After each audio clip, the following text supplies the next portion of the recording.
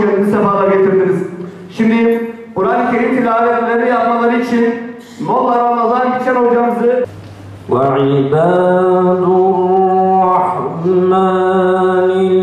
الَّذِينَ يَمْشُونَ عَلَى الْأَرْضِ هَوْنًا.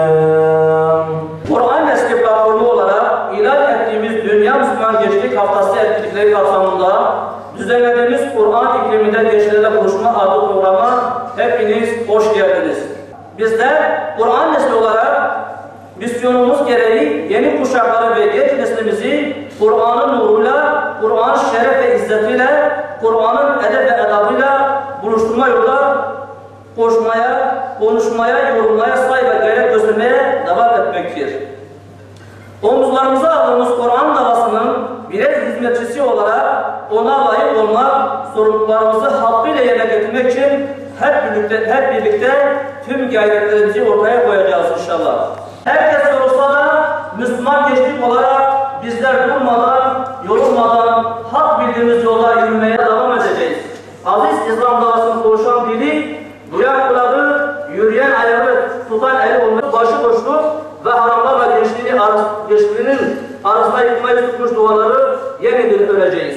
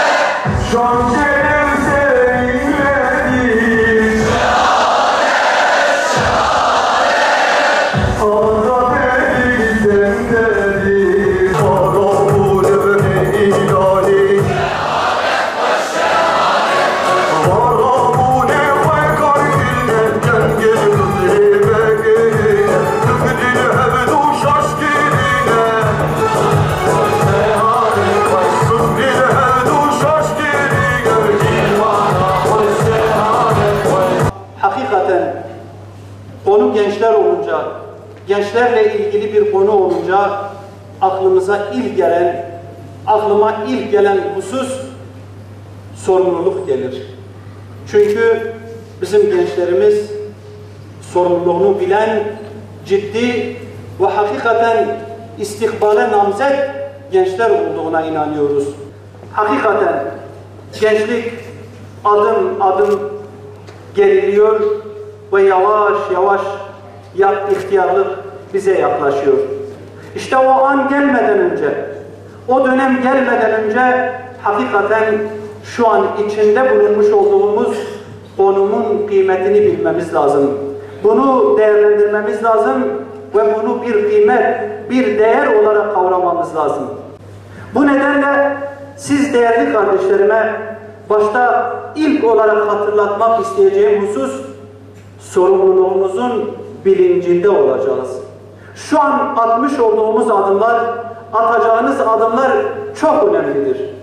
Nitekim Allah Peygamberi sallallahu aleyhi ve sellem hadis-i şerifinde mealen Allah Celle Celaluhu'nun sevdiği insanların, yani en sevdiği insanların başında yaşlılar gibi kendine çeki düzen veren, kendini yaşlılar gibi olgunlaştıran, yaşlılar gibi amel eden gençlerin olduğunu beyan ediyor. Dolayısıyla yani biz şu anda imkanlar elimizdeyken ve hakikaten bizim bu gençliğimiz de yavaş yavaş bizi bırakıp gidiyorken düşünelim. Kendimizin farkına varalım. Bizim ne tür sorumluluklarımız vardır? Ben neyi yapmalıyım? Hangi şeyler beni bekliyor? Onun şuurunda olmak suretiyle kendimizi sorgulayalım. Ve buna göre hazırlık içerisinde olalım. Daha ümmetin ağır yükleri sırtınıza binmeden, omuzunuzu incitmeden, belinizi bükmeden lütfen kendinizi toparlayın. Kendinize gelin.